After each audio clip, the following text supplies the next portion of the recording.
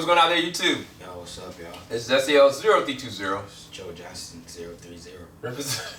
Representing JVS. We are back here again for another first reaction review for The Flash. This is the 5th episode of the 3rd season. The name of this episode is Monster, and it's really interesting. It's very different. Me and Joe were kind of picking it apart in the very beginning stage because we were questioning certain things. We were questioning, first off, the monster, the big elephant in the room. What the heck? Did they get the Cloverfield monster and put him on the Flash and make the group be able to interact with them? HR, the new Harrison Wells, what in the world? Can we trust him? What's going on with him? And then Kalyn, like, what is the process of what's going to happen with her? And those questions were kind of like unraveling as the episode kind of like unfolded in of itself. And I got to say, it's actually pretty good. I don't know. It was really different though. Like, it wasn't like your normal kind of like meta-human kind of episode. It was more so like characters being broken down and you starting to understand different dimensions of different people. Specifically Caitlin. What did you take away from Julian too? Yeah. Tom Felton did a good job in this episode, actually. Yeah. No, go ahead. Yeah. Because I mean, starting going from Barry's perspective, like, I didn't like him personally, but towards the end you kind of see what makes him tick and why he feels the way he does, and it's like the thing he sacrificed to get to this point in his life, you actually have to respect. But I mean, towards the end of the episode, man, kind of I ended to like him. No, yeah. I'm all with Julian. Matter of fact, I'm actually more with him than Harrison Wells or the new quote-unquote HR, because HR is a liar. He really is. In more ways than one. I think Wally said it best, you are a con artist, but I mean, I don't know. I don't know if I can trust what he said in this episode. Like, it's like, yeah, you start to find out, where he comes from, why he's doing what he's doing, why he's recording secretly. But it's I don't know, something still ain't right. Like, this episode kind of had me with more questions than before, and I was just like, burn me once, okay, burn me twice, okay, but third time, I don't know, man. Like, I want the Harrison Wells of Earth 2 back. If not, like Joe said, make Julian the new Harrison Wells, because what good is he? Yeah. Like, real talk. Like, I don't know. Did you like his section of the episode? Do you think it added to the episode? Not at all. Yeah. I mean, Tom is a great actor. And I'm not talking about Tom. I'm talking about Tom Cavanaugh that plays normal Harrison Wells, because he's a good actor. He's got a lot of range. He goes back and forth. But this HR is an annoying character. And he's a liar.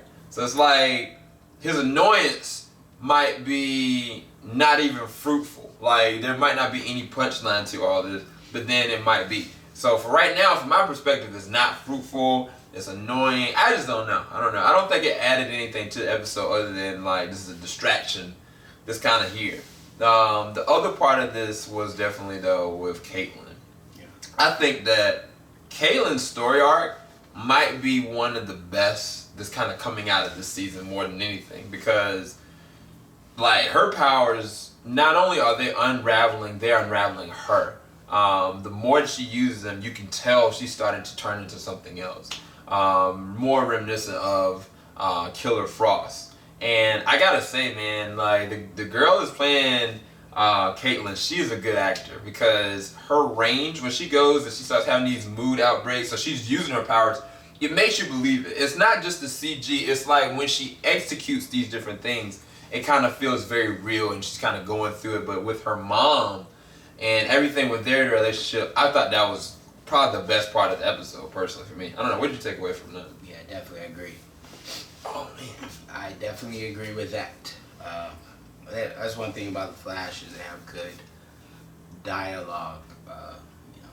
They have, especially between, like, different family members and different dramatic scenes, they have great dialogue. Yeah, especially when, I mean, I don't know, man. All the parents of the Flash, they've got substance. Like, there's a lot of different shows, like Arrow, Gotham, and stuff like that. you know, this show, each one of the parents have something to bring to the table, like in every kind of way. Like I just love how the characters are so multi-layered, from Iris's parents to even with Joe interacting with this young man, you know, towards the end of the episode. I was like, I knew this young man would be taken care of because I know Joe as a character. And I think that's one thing they get right about the show. It's the heart of the show. Not you, Ninja. But even with Caitlyn's mom, at the end, you find out what makes her tick. Kind of like Tom Felton's Julian. Her and him, like, you kind of get an understanding of how they got this way. But the scary part is she almost killed somebody in this episode, for one. And then two, it's like you find out something about her powers that are just not good. And I'm curious to see where this is going to go. But definitely, I think Tom Felton's arc and her arc were the best about this episode. So what would we give this episode, though, Joe? I'll give it 8.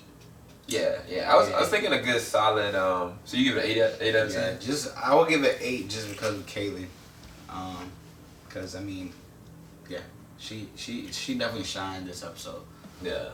I give it an 8.5 because not only did it get, you know, the Killer Frost arc is going very well, but they made me actually consider liking Julian, and I didn't think I would do that. Yeah. Like, and that to me, it's not just the dialogue. I think it's the acting, because Tom Felton, he just kind of can come off as this jerk, but then there are moments when you start hearing him and that dialogue with him and Barry at the end. I was like, I actually believed, you know, his sincerity behind it, and that had to be from the acting performance that he's done. And I think he's just murdering the game right now. So I give it an 8.5. Joe gives it 8 out of 10. Hopefully y'all enjoyed our review for The Flash, episode 5, right? of season 3, Monster. Keep it locked. JVS, we ain't gonna stop. Y'all have a blessed one. Peace. So who was the real monster? Was it the hologram or was it Kalyn? Spoiler alert, ninjas. Goodbye.